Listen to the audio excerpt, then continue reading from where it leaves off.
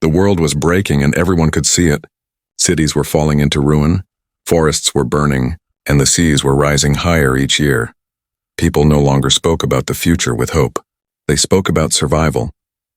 For many years, nations had fought each other, but now the enemies were not soldiers with guns. The enemies were hunger, storms, and poison in the air. Children grew weak, and families gathered around empty tables looking for food that was not there. Scientists had warned for decades, but no one listened.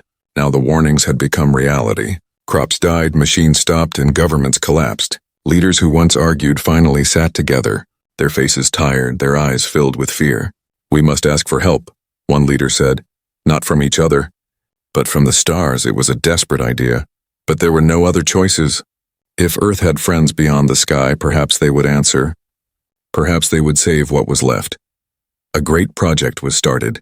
Scientists and engineers worked day and night, building a machine that could send a signal into deep space. It was not a weapon, not a probe, but a plea, a cry for mercy. The last voice of a dying planet. People gathered at the launch site. Millions watched on screens, their hearts filled with one final hope. When the machine sent its message, the sound was not music or words, it was data, coded in every language humans knew, begging for aid. The message said, "We are dying, we need help, whoever hears this. We ask for your mercy." The signal traveled faster than anyone could imagine, racing past the moon, past the planets, past the frozen edge of the solar system. It went into the dark, where no human eye had ever seen. At first there was silence. Months passed, then years. People waited, prayed, argued. Some said no one would ever answer. Some said aliens would never care for weak humans, but others kept believing. Children grew into adults while the world crumbled further. Storms broke cities, deserts spread across continents. The plea had left Earth, but no reply came back still. The scientists checked the skies every day, listening for the smallest sound. Then one night the waiting ended. At an observatory on a quiet mountain, a young researcher named Leon heard something. It was faint, hidden in static, but it was not random. Her heart beat faster as she listened. She called her team, and together they confirmed it. A signal had returned. The news spread across the world. People cried, shouted, and hugged each other. Finally, an answer. Finally, someone had heard the plea. Every nation stopped what they were doing. War ceased, markets froze. All eyes turned to the skies. The decoded message was short. Only a few words: "We have heard you, we are coming." For a moment, there was joy. Humans danced in the streets. They believed the saviors of Earth were on their way. Finally, the suffering would end. The oceans would stop rising. The hunger would disappear. But then doubt began to grow. Some asked, why do they not say more? Why do they not promise help? Why do they only say they are coming? The leaders argued again. Some believed the visitors would bring peace. Others whispered about invasion. And deep inside, the scientists who studied the signal felt something colder, something sharp. The voice was not warm. It was not gentle. It was like ice across the skin. It did not sound like mercy. It sounded like judgment. Yet no one could stop what was already set in motion. The plea had reached alien worlds, and the answer was on its way. The world held its breath, waiting for the sky to open, waiting for the visitors who could bring life. Or something far worse, humanity had asked for help. But they did not know what kind of answer the stars would give. And as the first lights appeared in the distant night, people began to wonder if they had made a mistake that could never be undone. The world waited as the strange words echoed across every screen. "We have heard you, we are coming." They were simple words, but they carried a weight that no human could escape. At first there was celebration. People filled the streets, fireworks lit up the night sky, and songs of hope rose like flames. Children laughed again, and parents told them stories of shining visitors who would heal the earth. Governments announced that humanity was no longer alone. They promised that help was on the way, but not everyone felt joy. Some stood in silence, listening again and again to the alien voice. The sound was not warm. It was not like a friend. It was sharp, cold, and filled with something that felt more like command than compassion. In secret rooms, military leaders spoke with tense voices. "If they are coming, they are not far," one general said. "And if they are not coming as friends, we must be ready." But how could Earth be ready with broken armies, starving cities, and skies filled with storms? Scientists worked without rest, decoding every layer of the signal. They searched for hidden meaning, they searched for comfort, but what they found only deepened the fear. The alien words carried no promise of help, no sign of kindness. They were more like an answer to a challenge. Still, the people wanted to believe they had suffered for too long, and hope was the only fire left in their hearts. So when the space agencies confirmed that massive objects were moving through the void, coming straight toward Earth, many shouted in joy. Our saviors are near. But as the weeks passed, the size of the fleet became clear. Dozens, then hundreds of ships, larger than mountains, moving in perfect silence. They did not send more words. They did not explain their purpose. They only came closer and closer. In the streets of every city, arguments broke out. Some carried signs that said, "Welcome our friends." Others painted warnings. "Do not trust the sky," families fought. Friends separated, faith and fear stood side by side. The United Council of Nations met again, their faces pale under bright lights. Some leaders wanted to prepare weapons. Others wanted to prepare gifts. One leader said, "If we point guns at them, they will destroy us in a moment." Another said, "If we kneel before them, they will own us forever." For the first time in history, Earth was united in one feeling. Not peace, not war, but waiting. A silence that spread across the planet as the black shapes grew closer in the night sky. On a quiet night, the first of the alien ships appeared above the moon. It was vast, bigger than whole cities, its surface black as stone, but glowing with strange lights that moved like rivers. People gasped, cameras shook, every news station in the world showed it live. Children pointed at the sky asking, "Are they here to help us?" And parents smiled with lips that trembled. Yes, they are here to help. Though many did not believe their own words. More ships followed, filling the orbit around Earth. Not one, not 10, but an armada, each ship silent. Each ship watching, they formed a ring, surrounding the planet. Like a cage made of stars, days passed. But the aliens said nothing more. They did not send messages. They did not land, they only circled, waiting. At first, humans still hoped, they said. Maybe they are studying us. Maybe they are preparing to heal our world. But as the seas swallowed more cities and storms crushed more land, the aliens did not move. Not a hand was raised. Not a single gift was given. Slowly, the joy began to fade. The songs grew quiet. The fireworks stopped. The laughter turned to whispers. Why are they not helping? Why are they only watching? In laboratories and control rooms, scientists studied the alien ships. Their technology was beyond anything humanity had ever dreamed. Weapons powerful enough to erase continents. Energy fields brighter than the sun, and yet they remained still, like hunters waiting for prey to fall. The fear grew heavier. It spread through every street. People began to wonder if the plea for help had been a mistake. They wondered if humanity had called not to saviors, but to judges on the fifth night of silence. The ships shifted. One beam of light reached the Earth. It was not an attack, not a weapon, but a message burned into the skies, written in strange symbols, so large the whole world could see them. When scientists translated it, the message chilled every heart. You asked for mercy, but mercy is not given. It is earned. The truth fell like a hammer. This was not rescue, this was not salvation, this was a test. The plea had reached alien worlds, and the answer was not life. The answer was something worse, something that tasted of judgment, something that felt like death. And as the alien ships watched in silence, humanity realized the real question was not will they help us, but will they let us live? The sky had changed. It was no longer a place of peace or beauty. It was a place of fear, for above Earth, hundreds of alien ships now floated, black shapes blotting out the stars. Silent and cold, people stood on rooftops and hills, pointing at the sky with trembling hands. The ships were too many to count, each one the size of a mountain, their surfaces alive with strange patterns of light. They moved slowly, with the calm confidence of predators who had already trapped their prey. Every telescope and satellite was locked on them. Scientists spoke in hushed voices, describing weapons no human could imagine, engines that bent space, shields that glowed like suns. Yet for all their power, the ships did not fire. They did not land, they only waited. The silence was worse than attack if they had struck. Humans would at least know their fate. But this silence was like a question, a blade held at the throat, never cutting, only reminding that death could come at any moment. Governments tried to act strong. They sent messages into orbit offering greetings, offering peace, offering thanks. But no reply came. The ships ignored every word, as if humans were insects buzzing at their feet. In homes, families huddled together. Some still believed, whispering, "They will help us soon. They are only preparing," others cried. They are here to watch us die. Streets filled with protests. Banners reading, "Welcome our saviors," clashed with banners that screamed, "Leave us alone." On the 6th day of silence, something strange happened. The ships began to change formation. No longer scattered, they moved into a perfect circle, surrounding Earth completely. A ring of black giants staring down at the planet. It was no longer orbit.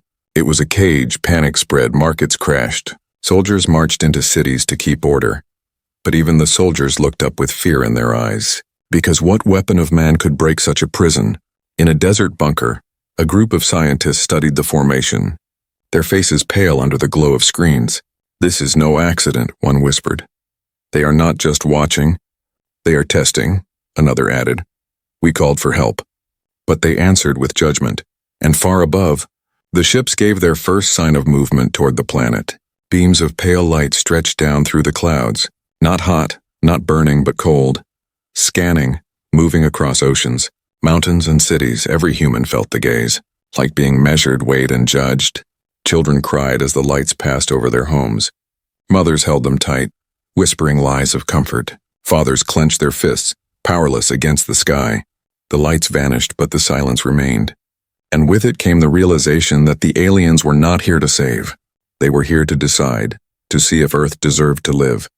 In the weeks that followed, the ships stayed, they never left, they never spoke. But their presence was a constant wound. Crops failed, storms grew worse, yet no alien hand offered help. Instead, they simply watched as humanity suffered. On the 12th night, something even stranger appeared. One ship broke from the ring.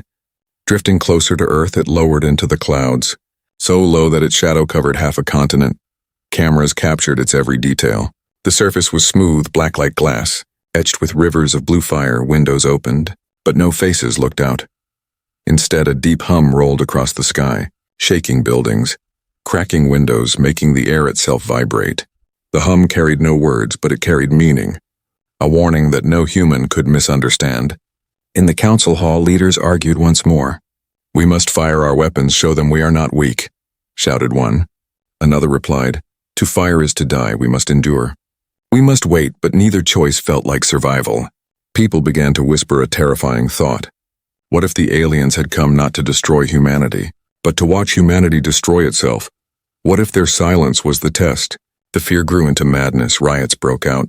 Neighbors turned against each other. Food stores burned, and through it all the ships remained still, their lights flickering like cold stars. One night, as the world burned below, a single message appeared in the sky again, written in lines of fire across the clouds. The words were few, but they struck deeper than any weapon. Strength is survival, weakness is death. The meaning was clear. The plea humanity had sent was not answered with kindness. It was answered with challenge. The aliens had come not as saviors, but as judges, and Earth was now standing on trial. The silent armada had arrived, and its verdict would shape the fate of every human alive. The world had grown silent, not because peace had come, but because fear had stolen every word. The alien armada still circled above Earth, unmoving, unbroken, watching, waiting, their lights flashing like distant eyes. In dark rooms and hidden labs, scientists searched for answers. They replayed the alien messages. They studied the beams of light that scanned across oceans and cities. They searched for patterns, for meaning, for anything that could explain why the aliens had not spoken again. One man, Dr. Elias Marin, an old linguist with tired eyes, believed the key was hidden in the first signal. He sat for weeks in front of glowing screens, refusing sleep, refusing food, listening again and again to the alien words. Finally, he found it. The message humans had received was not complete. The alien voice carried layers, hidden codes beneath the sound. As if their words were wrapped in secrets, the plea had not only been answered, it had been judged. Elias called his team, his voice shaking. "Listen, it is not help, it is not mercy, it is a warning." They leaned in as he played the translation. "You asked for mercy, but to us mercy is weakness. Only the strong may live, only the strong may rise." The room fell silent. The truth was colder than any storm. The plea humanity had sent into the stars had not touched hearts. It had revealed weakness. It had told the galaxy that Earth was dying. And for the aliens, weakness was not a call for aid. It was an invitation for punishment. News spread quickly. Governments tried to hide it. But secrets do not last long when the sky itself carries judgment. Soon the streets echoed with whispers. We begged for help, and they saw us as prey. Some wept, others raged. Some cursed the scientists who built the machine that sent the Plea, saying they had doomed the world, but others stood straighter, clenching fists, saying, "Then we will show them we are not weak." In the Council of Nations, leaders argued again. The room filled with fire and fear. "We must resist, we must fight if we surrender now."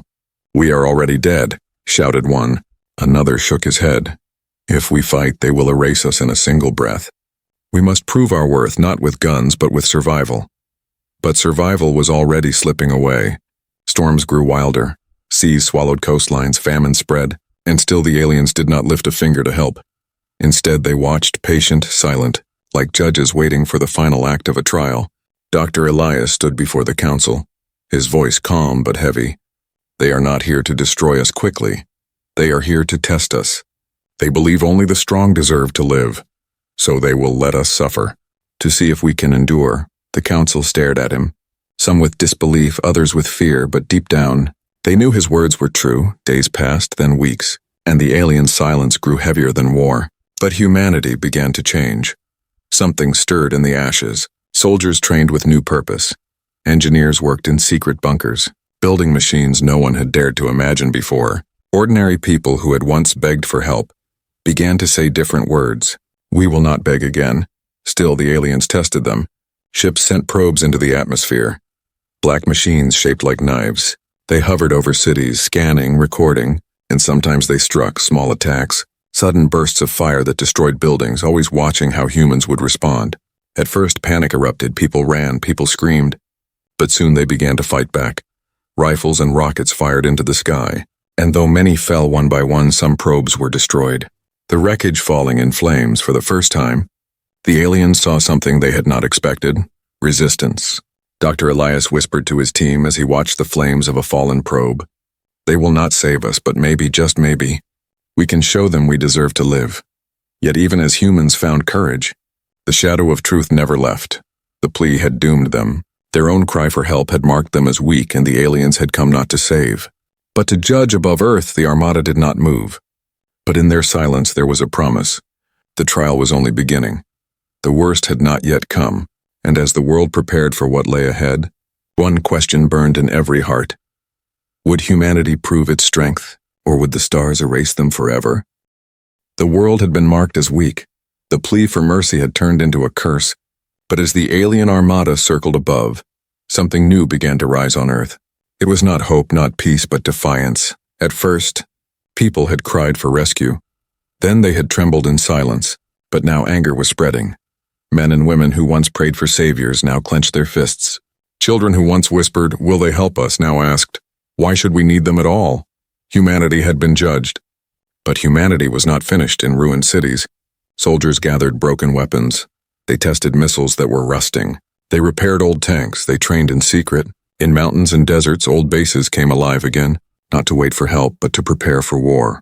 Engineers and scientists joined them, working in hidden bunkers, drawing blueprints under candlelight, building machines with scraps of metal. They shared one belief: if we are to fall, let us fall fighting. The aliens noticed. Probes flew lower, scanning human camps, watching their movements, sometimes firing without warning. But this time humans did not run. They shot back, rifles cracked, missiles launched, and though many fell, a few alien probes were destroyed. Their wreckage burning across the sky. For the first time, the world saw alien machines break under human hands, and it lit a fire in every heart. The news spread fast. "We can hurt them," people shouted. "We are not helpless." In the Council of Nations, the leaders debated again, but now their voices carried a new strength. "They see us as weak because we begged," one leader said. "So let us never beg again." Another slammed a fist on the table. "Let them see we will fight to the last breath." Dr. Elias, the old linguist, stood among them, his voice low but steady. "They believe mercy is weakness. Then we must show them that humans are not weak, even if it costs us everything." And so humanity changed, no longer waiting for rescue, but preparing for war in villages and towns. People built shelters underground, not to hide in fear, but to endure in forests and mountains. Hidden factories produced weapons, some old, some new, some untested. Engineers risked their lives experimenting with alien wreckage. pulling secrets from the shards of machines that had fallen. One night, a small group of soldiers brought down a probe in the desert, its core still glowing. Scientists swarmed around it, studying every detail. "Look at this metal," one whispered. "It bends light, it resists heat," another said. "This is not just a weapon, this is knowledge. Knowledge we can use." And so humans began to learn. Slowly, painfully, but with burning determination. They were not asking the aliens for help anymore. They were stealing it, taking every chance to grow stronger. The aliens responded with more tests. Beams of energy struck the oceans. Storms grew stronger. Earthquakes shook the land. But through it all, humanity endured. They rebuilt, they fought back, and each time they rose again. The fire inside them grew hotter. On the 20th day of the silent trial, the Armada finally moved. Dozens of ships shifted, aligning above one city. Their weapons glowing, the people screamed, thinking the end had come, but humanity did not bow. Every missile, every cannon, every weapon was fired at once. The sky lit up with fire, and though most human weapons shattered harmlessly against alien shields, a single strike broke through, damaging one of the smaller ships, its lights flickering before it pulled back into the darkness. The world erupted in shouts. The impossible had happened. A human strike had wounded the Armada. It was small, but it was proof. They could be hurt. The aliens did not reply with words, but their silence now felt different, heavier, sharper, as if they too were watching with interest. Dr. Elias watched the footage of the burning ship, his heart pounding. "Now they see us," he whispered. "Not as weak, not as prey, but as something else." And across Earth, a single truth began to spread. Humanity was no longer waiting for mercy. Humanity was choosing defiance. Children learned to fight. Parents taught survival. Soldiers swore oaths. And scientists whispered over blueprints of weapons that could change the war. The world that had once begged for help was now preparing to stand. Above them, the alien Armada circled still, silent and cold, but for the first time, humanity did not only feel fear. They felt rage. They felt courage. And they felt unity. The Plea had doomed them, but their answer would not be surrender. Their answer would be defiance. And as the fires of rebellion spread across the earth, the stars above seemed to burn brighter, as if they too were waiting for the day when humanity would rise and show the galaxy what it truly meant to fight. The first shot had been fired. Humanity had struck the Armada, and though the damage was small, the meaning was great. Earth had shown it would not kneel. Earth had shown it could fight back. The alien response came quickly. The silent watchers no longer stayed still. Their ships shifted in the dark, forming attack lines. Beams of light cut through the night sky, striking targets with terrible precision. Cities burned, oceans boiled, mountains cracked, and yet, humanity did not break across the world. Soldiers rushed into battle, rockets launched, jets flew, old weapons mixed with new inventions. Most failed, most shattered against alien shields. But some hit, and each strike brought cheers. Each spark of resistance gave the world new fire. In the deserts, underground bases opened, releasing weapons built in secret, massive cannons, railguns, and missiles powered with stolen alien technology. In the mountains, hidden bunkers turned into command centers, maps lit with red and blue marks, showing where humanity still held ground. The war spread to the skies. Alien probes swarmed through the atmosphere, black machines hunting, scanning, destroying. But humans met them with rage. Pilots gave their lives crashing into enemy drones. Soldiers dragged captured wreckage into their camps, pulling apart the secrets hidden inside. For every 100 who fell, one victory came. And that single victory mattered more than the 100 losses, because it showed the truth. Humans could adapt. Humans could learn. Humans could survive. The aliens were powerful, but they were predictable. Their machines followed patterns. Their attacks were clean, precise, controlled. Humanity was the opposite. Messy, desperate, unpredictable. And that chaos became a weapon. Dr. Elias watched the battles through shaky broadcasts, his voice quiet as he told the council, "They thought mercy was weakness, but now they will see our strength is not in perfection. Our strength is in refusing to die." The war that should not exist had begun. It was a war between ants and giants, between a broken world and an empire that spanned the stars. Yet every day the ants bit harder. Every day the giants bled a little more. In the streets of burning cities, people no longer hid. They fought. Children carried supplies, families dug trenches. Strangers became brothers. Every soul became part of the war. Because this was not just a fight for land, it was a fight for the right to exist. The aliens responded with fury. Entire regions were scorched. Forests turned to ash, seas boiled into steam, but when the smoke cleared, humans still crawled out of the ruins, coughing, bleeding, but alive, and ready to fight again. On the 29th day, something happened that shook even the alien fleet. A group of engineers in a hidden base launched a weapon made from alien wreckage. It was a crude cannon powered by stolen energy cores. It fired once and one alien probe shattered completely, burning into pieces that fell across the countryside. The world cheered, the sound of celebration echoing even in ruined cities. For the first time, an alien weapon had been broken by human hands. Not luck, not chance, but design. Humanity had built something new. The aliens paused, their attack slowed, as if they too were watching with curiosity. Their silence felt different now. Not cold judgment, but something like interest.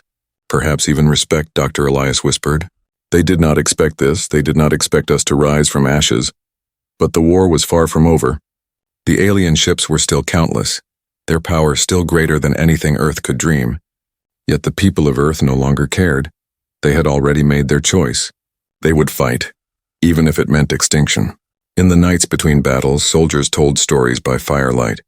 Children drew pictures of burning ships. Parents promised their sons and daughters, "We will never bow."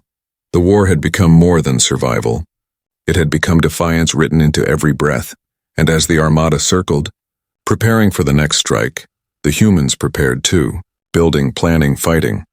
The war that should not exist was no longer a tragedy. It was a statement. The stars had judged humanity weak, but now the stars were learning a new truth. Humanity might break, but it would never bend above the world. The alien ships glowed brighter, weapons charged, engines roared, and deep inside their silence was a single unspoken thought. This war was not ending soon. This war was only beginning, and humanity, scarred and battered, stood ready, teeth bared, fists raised, prepared to show the galaxy why they were feared. Prepared to show why mercy denied could turn into strength beyond measure. The war that should not exist had become the war that would define them all. The war burned across Earth. Cities lay in ruins, skies filled with fire, oceans boiled with wreckage, and still the alien armada circled above, watching, striking, retreating, never stopping. Humanity had fought longer than anyone thought possible. They had bled, they had broken, but they had not bent. Each day brought new loss. But each day also brought new defiance. The aliens had expected surrender, but instead they had found a species that refused to die. In the council chambers, leaders gathered, their voices hoarse, their eyes hollow, but their spirits unbroken. "We have shown them we are not weak," one leader said. "But will it be enough?" another whispered. "Do they even want us to live?" Dr. Elias, older now, weaker but still sharp, stood before them. "They do not want our death, not yet," he said. "They want something worse. They want our chains." The word spread quickly, carried on radios, whispered in camps, written on walls. The aliens had not come to kill humanity. They had come to enslave it. And soon the truth was revealed.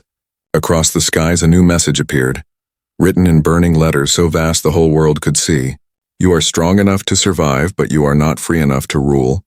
Serve us and live forever, resist and be erased." The choice cut deeper than any weapon. To live as servants or to die as free people?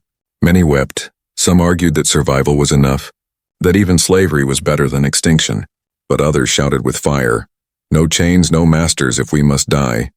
We will die free." In villages, in cities and battlefields the debate raged, but slowly one truth grew louder than all others. Humanity would not bow. The aliens expected surrender. They expected fear to outweigh freedom.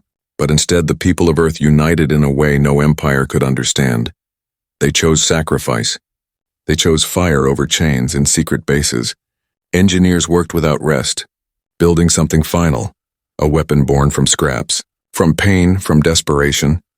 It was not designed to save humanity. It was designed to deny the aliens their victory, a weapon that could burn both fleets together. They called it the Ember, a device hidden deep underground. Connected to stolen alien cores, its power was enough to shatter orbit, enough to turn the skies into fire. Soldiers guarded it with their lives. Children carried pieces of wire and steel. Old men and women prayed over it, because this was not just a weapon. This was humanity's last word. The armada sensed it. Their ships moved closer. Their weapons charged, the sky trembled. The final battle had come above the world. The alien commander watched from the bridge of the largest ship, its eyes like burning coals, its voice cold. They cannot win, but they will not surrender, curious creatures. On Earth, Dr. Elias stood before the ember, his hands shaking, his voice steady. If we must vanish, let us vanish free, he whispered. The final assault began. Beams of light fell from the skies. Cities burned, mountains split. The earth shook under the weight of the alien fury. But the humans fought back, rockets fired, cannons roared. Pilots screamed into the night as they dove into enemy ships. Humanity gave everything it had left, and then the order was given. The ember was lit. Its core screamed, its energy rising like a second sun. The ground cracked, the skies turned red, and in a single blinding flash, the world erupted, alien ships shattered, their shields broken, their engines torn apart, human cities vanished in fire. Oceans boiled into steam. The skies became a storm of light. When the fire cleared, silence fell. Half the armada was gone, burning fragments falling into the sea. The other half drifted, wounded, scattered, but alive. Earth itself lay in ruin. But its people had chosen in the smoking ruins. A few survivors crawled from the ashes, their faces burned, their bodies broken. But their eyes fierce, they had not surrendered. They had not bowed high above. The alien commander whispered into the silence, its voice filled with something new. Not anger, not victory, but respect. They would rather die free. The message spread across the surviving ships, and across the stars humanity had been judged, and though many had perished, their choice had carved a truth into the galaxy. Humans would not live as slaves. They would rather face worse than death. The plea that had reached alien worlds had begun as weakness, but it had ended as defiance, and now every star would remember. Earth was broken, but humanity was unbroken, and the galaxy would never look at them the same way again.